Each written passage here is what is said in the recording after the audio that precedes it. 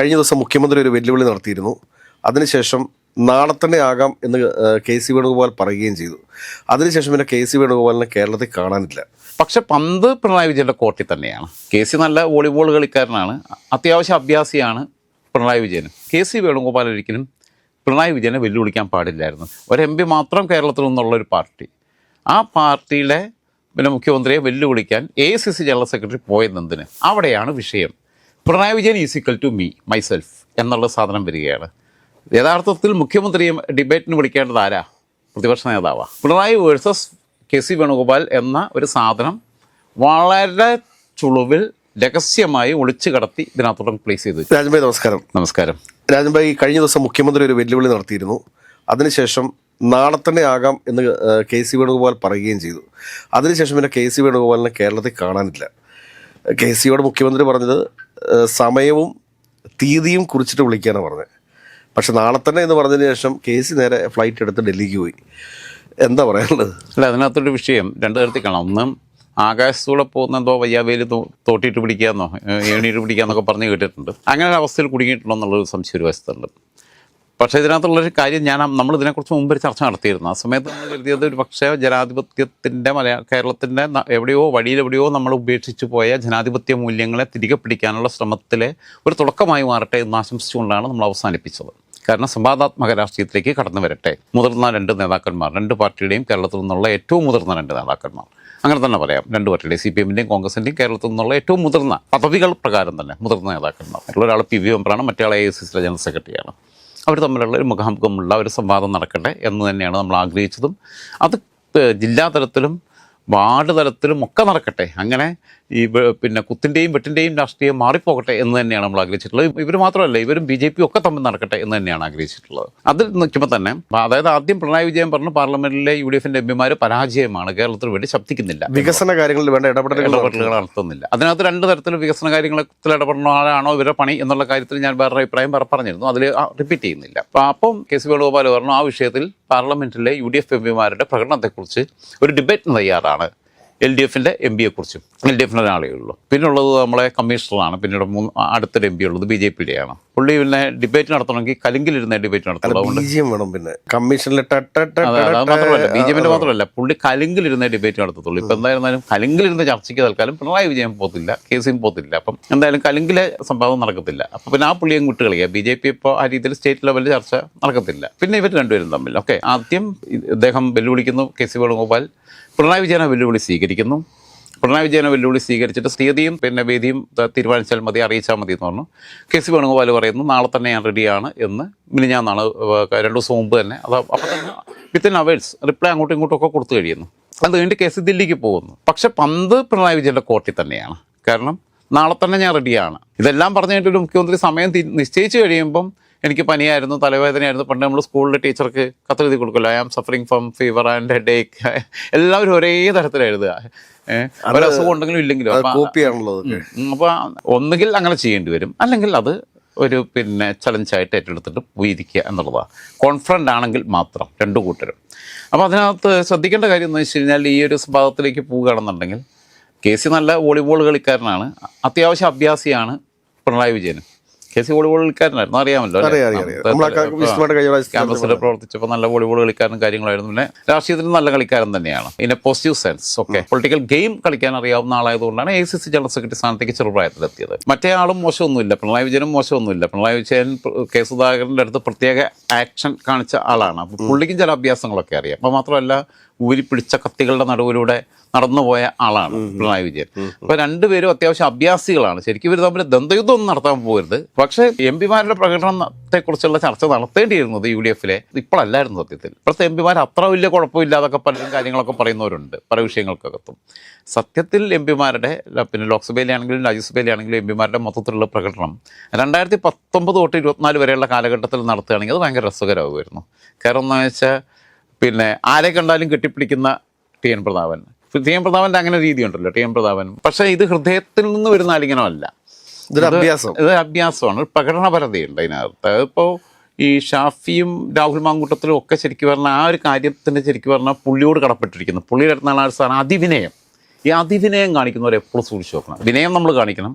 അഹങ്കാരം കാണിക്കുന്നത് അത്രത്തോളം മോശത്തരമാണോ അതിനേക്കാൾ അപകടകരമാണ് അതിവിനയം കാണിക്കുന്നത്. തീർച്ചയായിട്ടും ഷാഫിയുടെയൊക്കെ അതിവിനയം എന്ന് പറഞ്ഞാൽ എന്തൊരിതാ. ആ അതിവിനയം ശരിക്കും പ്രതാപനാണ് കേരളീയ രാഷ്ട്രീയത്തിൽ അങ്ങനെ കൊണ്ടുവരുന്നത്, ഭയങ്കര അതിവിനയം. പക്ഷേ PMS ഒക്കെ എളിമയോടുകൂടി തന്നെ നിൽക്കുന്നു, അഹങ്കാരം കാണിക്കുന്നില്ല. പിന്നെ രണ്ടാമത്തെ കാര്യം, പ്രതാപൻ മാത്രമല്ലായിരുന്നു ഉള്ളത് ആ പാർലമെൻറ്റിനകത്ത് 19 തൊട്ട് 24 വരെ.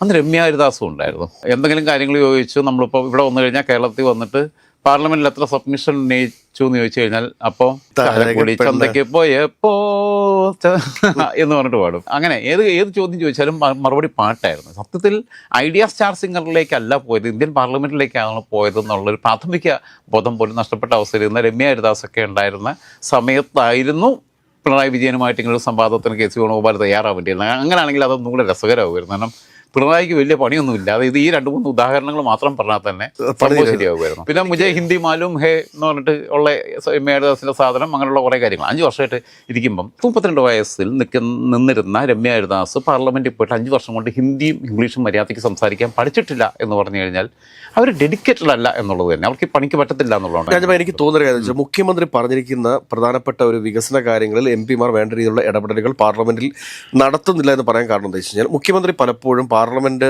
സമ്മേളനങ്ങൾക്ക് മുമ്പായിട്ട് MP-മാരുടെ യോഗം വിളിച്ചു കൂട്ടാറുണ്ട്. പക്ഷേ ഈ MP-മാരുടെ യോഗത്തിൽ ഏതാനും ചില MP-മാർ മാത്രമേ പങ്കെടുക്കാറുള്ളൂ എന്നൊരു ദയനീയാവസ്ഥയുണ്ട്. ആ ദയനീയാവസ്ഥയിൽ നിന്നുകൊണ്ട് തന്നെ മുഖ്യമന്ത്രിക്ക് ഈ ഡിബേറ്റിൽ വിജയിച്ചു കയറാൻ സാധിക്കും എന്നുള്ളതാണ് എൻ്റെ ഒരു കണക്ക്. ഇല്ല, അങ്ങനെ ഒരു കാര്യമില്ല. അതിനകത്തുള്ള കാരണം എന്ന് വെച്ച് കഴിഞ്ഞാൽ, അത് UDF-ൻ്റെയും LDF-ൻ്റെയും മാറി മാറി വരുന്ന സർക്കാരുകളുടെ കാലത്ത് CM-മാരെ മുൻകൈ എടുത്തിട്ട് MP-മാരെ, സംസ്ഥാനത്തു നിന്നുള്ള MP-മാരെ യോഗം വിളിക്കുമ്പം രാഷ്ട്രീയമായ ഇത്തരം ചില തീരുമാനങ്ങൾ രണ്ടു കൂട്ടരും മാറി മാറി എടുത്തതിൻ്റെ ചരിത്രം നമ്മുടെ മുമ്പിലുണ്ട്. UDF വിളിക്കുമ്പോഴും ചിലപ്പോൾ ചില കാര്യങ്ങൾക്കകത്തുള്ള വിയോജിപ്പ് പറഞ്ഞുകൊണ്ട് മറ്റൊരു ഇത് ബഹിഷ്കരിക്കുക, അങ്ങനെയൊക്കെയുള്ള പരിപാടിയുണ്ട്. ടീം വർക്കായിട്ട് പോയിട്ടൊരു വിഷയം അവതരിപ്പിക്കുന്നതിനകത്ത് കേരളം ഏകാഭിപ്രായത്തോടെയാണ് നിൽക്കുന്നതെന്നുള്ളത് വളരെ അപൂർവം ചില വിഷയങ്ങളിലാണ് അങ്ങനെ സർവകക്ഷിയായിട്ടുള്ള ഒരു പോക്കുണ്ടായിട്ടുള്ളത്. ബാക്കിയുള്ളതിനകത്ത് അവർ ഇവിടുത്തെ പൊളിറ്റിക്സിനകത്ത് തമ്മിൽ ഉള്ള ദൗർബല്യങ്ങൾ മുതലെടുക്കാനുള്ള ശ്രമങ്ങളാണ് എല്ലാ കാലത്തും നടന്നിട്ടുള്ളത്. അപ്പോൾ ഞാൻ പറഞ്ഞ പിന്നെ രണ്ടാമത്തെ കാര്യം, KC വേണുഗോപാൽ ഒരിക്കലും പിണറായി വിജയനെ വെല്ലുവിളിക്കാൻ പാടില്ലായിരുന്നു. KC രാഷ്ട്രീയത്തിൽ പ്രവർത്തനം, വിദ്യാർത്ഥി രാഷ്ട്രീയത്തിൽ കടന്നു വരുന്നതിന് മുമ്പേ രാഷ്ട്രീയ പ്രവർത്തനം തുടങ്ങി വന്നിട്ടുള്ള വലിയ ആളാണ് പിണറായി വിജയൻ എന്നുണ്ടെങ്കിൽ തന്നെയും KC വേണുഗോപാലിന് ചെറിയ ബുദ്ധിയുണ്ടായ 2 ബുദ്ധി അതിലേയും കാണുന്നത്. ഒന്ന്, KC വേണുഗോപാൽ AICCയുടെ ജനറൽ സെക്രട്ടറിയാണ്. എന്തൊക്കെ പറഞ്ഞാലും കർണാടകവും തെലങ്കാനയും ഭരിക്കുന്ന ഒരു പാർട്ടിയാണ്. രാജ്യത്തിൻ്റെ ഔദ്യോഗികമായി പ്രതിപക്ഷ നേതൃസ്ഥാനം കയ്യിലുള്ള പാർട്ടിയാണ്. അതായത് കേന്ദ്ര ക്യാബിനറ്റിലൊരു പദവി കയ്യിലുള്ള പാർട്ടിയാണ്. ആ പാർട്ടിയുടെ പിന്നെ സംഘടനാ ചുമതലയുള്ള ജനറൽ സെക്രട്ടറി ഒരു സംസ്ഥാനം മാത്രം ഭരിക്കുന്ന, മറ്റുള്ളിടത്തൊക്കെ നാമാവശേഷമായ ഒരു പാർട്ടിയുടെ പിന്നെ മുഖ്യമന്ത്രിയെ വെല്ലുവിളിക്കാൻ പോയതെന്തിന് എന്നുള്ളതൊരു വലിയ ചോദ്യമാണ്. അദ്ദേഹം പിന്നെ വേറെ ആരെയും വെല്ലുവിളിക്കാം. അദ്ദേഹം അങ്ങനെയാണെങ്കിൽ ദേശീയ ജനറൽ സെക്രട്ടറി എന്നുള്ള രീതിയിൽ അദ്ദേഹം കേരളത്തിലെ കാര്യത്തിൽ മാത്രം, അദ്ദേഹം കേരളത്തിൻ്റെ ആളല്ല. ആ വെല്ലുവിളിച്ചതിൻ്റെ പിന്നിലുള്ള സാധനമാണ് നമ്മൾ ആലോചിക്കേണ്ടത്. ഒരർത്ഥത്തിൽ കേവലം ഒരു MP മാത്രം കേരളത്തിൽ നിന്നുള്ള ഒരു പാർട്ടി, ദേശീയ തലത്തിൽ അങ്ങനല്ലേ CPM-നെ കാണേണ്ടത്, ഒരു MP മാത്രം കേരളത്തിൽ നിന്നുള്ള ഒരു പാർട്ടി, ആ പാർട്ടിയിലെ പിന്നെ മുഖ്യമന്ത്രിയെ വെല്ലുവിളിക്കാൻ AICC ജനറൽ സെക്രട്ടറി പോയതെന്തിന്? പുള്ളി ഡീഗ്രേഡ് ചെയ്യപ്പെടുകയാണ്. ആ അർത്ഥത്തിൽ ഇപ്പോൾ ഇരിക്കുന്ന പദവിക്ക് അനുസരിച്ച് ഡീഗ്രേഡ് ചെയ്യപ്പെടുകയാണ്. കാരണം CPM-ന് ലീഗ് ആയിട്ടേ താരതമ്യം ചെയ്യാൻ പറ്റുള്ളൂ. ഇന്ന് ഇന്ത്യൻ രാഷ്ട്രീയത്തിൽ എടുത്ത് നോക്കിക്കഴിഞ്ഞാൽ ലീഗിന് 3 MP-മാരാണ്. കേരളത്തിൽ നിന്ന് 2 പേരുണ്ട്, തമിഴ്നാട്ടിൽ നിന്ന് ഒരാളുണ്ട്. അപ്പം പിന്നെ കേരളത്തിൽ നിന്ന് രാധാകൃഷ്ണനുണ്ട്, തമിഴ്നാട്ടിൽ നിന്ന് 2 പേരുമുണ്ട്. ഇതാണ് ഇവിടെ ഒന്ന് 1+2, മറ്റേത് 2+1. 2 കൂട്ടർക്കും 3 പേര് വെച്ചിട്ടുള്ളൂ. അവർ തമ്മിൽ സംവാദം നടത്തുകയെന്ന് പറഞ്ഞാൽ മനസ്സിലാക്കുക. ഇത് ഔദ്യോഗികമായി രാജ്യത്തെ ക്യാബിനറ്റ് റാങ്കുള്ള പ്രതിപക്ഷ നേതാവുള്ള പാർട്ടിയുടെ ജനറൽ സെക്രട്ടറി മുഖ്യമന്ത്രിയെ വെല്ലുവിളിച്ചപ്പം അതിൻ്റെ പിന്നിലാണ് ഒരു സാധനം കാണേണ്ടത്. അങ്ങനെ നിൽക്കുമ്പം എന്തിനാണ് ഇങ്ങനെ ഇവിടെ വന്നിട്ട് തായം കളിക്കാൻ നിന്നത്? അവിടെയാണ് വിഷയം. പിണറായി വിജയൻ = me, myself എന്നുള്ള സാധനം വരികയാണ്. യഥാർത്ഥത്തിൽ മുഖ്യമന്ത്രിയെ ഡിബേറ്റിന് വിളിക്കേണ്ടത് ആരാ? പ്രതിപക്ഷ നേതാവാണ്. തീർച്ചയായിട്ടും അവിടെ പ്രതിപക്ഷ നേതാവിനെ കൗണ്ടർ ചെയ്ത് ഞാനും പിണറായിയും തമ്മിലാണ് ഫൈറ്റ്. വരാൻ പോകുന്ന നിയമസഭാ തെരഞ്ഞെടുപ്പിൽ ഞാനും പിണറായി വേഴ്സസ് KC വേണുഗോപാൽ എന്ന ഒരു സാധനം വളരെ ചുളുവിൽ രഹസ്യമായി ഒളിച്ചു കടത്തി ഇതിനകത്തോളം പ്ലേസ് ചെയ്ത് വെച്ചു. തന്ത്രപരമായിട്ടുള്ളൊരു നീക്കമാണ്. കേരളത്തിൽ UDF-ന്റെ കാര്യത്തിൽ തീരുമാനമാവും. അല്ല, അത് അതിബുദ്ധിയാണ്. UDF-ന്റെ കാര്യത്തിൽ അതുകൊണ്ട് ഇപ്പോൾ ഞാൻ പറയട്ടെ, ഇപ്പോൾ KC വന്നാലും വീഡിയോ വരുന്നോ, അല്ലെങ്കിൽ KM മുരളീധരൻ, പിന്നെ ഈവൻ കെ സുധാകരൻ പോലും പ്രായാധിക്യത്തിൻ്റെ പ്രശ്നങ്ങളില്ലെങ്കിൽ കെ സുധാകരൻ, രമേശ് ചെന്നിത്തല, ഏറ്റവും പ്രധാനമായിട്ട് രമേശ് ചെന്നിത്തലയും കെ സി വേണുഗോപാലും വി ഡി സതീശനും കെ മുരളീധരനും ഒക്കെ കേരളത്തിലെ മുഖ്യമന്ത്രിമാരാകാൻ ആപ്റ്റായിട്ടുള്ള ആൾക്കാരാണ്. തിരുവഞ്ചൂർ പോലും മോശമല്ല എന്നുള്ള അഭിപ്രായം ഞാൻ. പക്ഷേ ഈ സാധനം മേഖലയ്ക്ക് കൊണ്ടുവരികയത് ഒളിച്ചു കടത്തുകയാണ് ചെയ്ത്. ഒളിച്ചു കടത്തുക എന്ന് പറഞ്ഞു കഴിഞ്ഞാൽ Pinarayi versus K C Venugopal എന്ന സ്ഥാനത്തിലേക്ക് എത്തിക്കുക എന്നുള്ളത് ഇതേ സംഭവം തന്നെയായിരുന്നു 2011 നിയമസഭാ തെരഞ്ഞെടുപ്പിന് തൊട്ടു മുമ്പ് വി എസ് സർക്കാരിൻ്റെ അവസാന സമയത്ത് വി ഡി സതീശൻ പയറ്റിയത്. തോമസ് ഐസക്കിനെ പരസ്യ സംവാദത്തിന് വിളിക്കുന്നു. അതായത് ഉമ്മൻചാണ്ടി സർക്കാരിന് അധികാരത്തിൽ വന്നാൽ വി എസ് സർക്കാർ അട്ടിമറിക്കപ്പെടുകയും 2011 നിയമസഭാ തെരഞ്ഞെടുപ്പിൽ UDF അധികാരത്തിൽ വരികയും ചെയ്താൽ ഉമ്മൻചാണ്ടി സർക്കാരിൽ ഫിനാൻസ് മിനിസ്റ്റർ ആവാം എന്നുള്ളതാണ് സതീശൻ കണക്കൂട്ടുന്നത്. അതിൻ്റെ ഭാഗമായിട്ടാണ് ആ വെല്ലുവിളി ലോട്ടറി മാർട്ടിൻ വിഷയത്തിലുള്ള പരസ്യ സംവാദത്തിലേക്കൊക്കെ പോയത്. പക്ഷേ ശരിക്കും പറഞ്ഞു കഴിഞ്ഞാൽ ഇറ്റ്സ് സതീശൻസ് ബേബി. ആ മിനിസ്ട്രി എന്ന് പറയുന്നത് സതീശനാണ് അവസാന സമയത്ത് തകർത്തു കൊടുക്കുന്നത്. പക്ഷേ ജയിച്ചു വന്നു കഴിഞ്ഞപ്പോൾ എന്തായിപ്പോയി, ശിവകുമാറിനെ കൊണ്ടു നിർത്തി. ആ ശിവകുമാറിനെ കൊണ്ടു നിർത്തിയതിൽ കേരളത്തിൽ ഇത്രയും മോശപ്പെട്ടൊരു മന്ത്രി വേറെ ഉണ്ടായിട്ടില്ല. അത് കഴിഞ്ഞപ്പോൾ തിരുവഞ്ചൂരിനെ പിടിച്ച ആഭ്യന്തര വകുപ്പ് ഇടക്കാലത്ത് റവന്യൂ എന്നുള്ളതിന് ആഭ്യന്തര വകുപ്പിൻ്റെ അധിക ചുമതല കൂടി ഉമ്മൻചാണ്ടി കൊടുത്തപ്പം അവിടെ സുകുമാരൻ നായർക്ക് അപ്പം ചൊറിച്ചിൽ തുടങ്ങി. അയാൾക്ക് എപ്പോഴും ചൊറിച്ചിലിൻ്റെ അസുഖം തന്നെയാണ്. ഫലത്തിൽ അന്ന് മന്ത്രിസ്ഥാനത്തിന് അർഹനായിരുന്ന സതീശൻ പുറത്തു നിൽക്കേണ്ടി വന്നു. അതിൻ്റെ റിവെഞ്ച് സതീശൻ പിന്നീട് തീർക്കുന്നത് 2021 നിയമസഭാ തെരഞ്ഞെടുപ്പിന് ശേഷം സതീശൻ അതാണ് തീർത്തിട്ടുള്ളത്. അപ്പോൾ ഇതിനകത്ത് Pinarayi is equal to K C Venugopal എന്ന ഒരു ഇക്വേഷൻ ഒളിച്ചു കടത്താനുള്ള ഒരു സാധനമാണ് ഈ ഡിബേറ്റിലേക്കുള്ള പ്ലാനിങ്ങിലേക്ക് കെ സിയുടെ മാസ്റ്റർ ബ്രെയിൻ പ്രവർത്തിച്ചതെന്നുള്ള കാര്യത്തിൽ യാതൊരു സംശയവുമില്ല. അത് ശരിക്കും പറഞ്ഞു കഴിഞ്ഞാൽ വലിയ വിവാദമാകാതെ ഇരുന്നത് അദ്ദേഹത്തിൻ്റെ നിർഭാഗ്യം എന്നുള്ളതാണ്. ഒരു പക്ഷേ പിണറായിയും കരുതി കാണും വിസിബിലിറ്റി കൊടുക്കേണ്ടതാണ്. വെല്ലുവിളിയൊക്കെ കഴിഞ്ഞ് അതെല്ലാം കഴിഞ്ഞ് കഴിഞ്ഞിട്ട് പിന്നെയും വിളിക്കുകയാണെങ്കിലല്ലേ അപ്പം ആലോചിക്കുക. സമയം ഇത് തീരുമാനിച്ചെന്ന് പറഞ്ഞാൽ അങ്ങോട്ട് ഇട്ട് കൊടുത്തു. കാരണം പിണറായിയും കരുതി കാണും അങ്ങനൊരു സ്പേസ് കൊടുക്കണ്ട.